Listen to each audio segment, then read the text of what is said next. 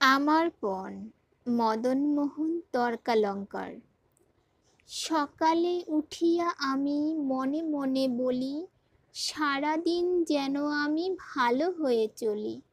আদেশ করেন যাহা মোর গুরুজনে, আমি যেন সেই কাজ করি ভালো মনে।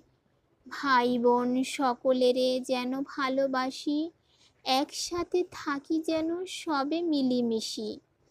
ভালো ছেলেদের সাথে মিশে করি খেলা, পাটের সময়ে যেন নাহি করি হেলা।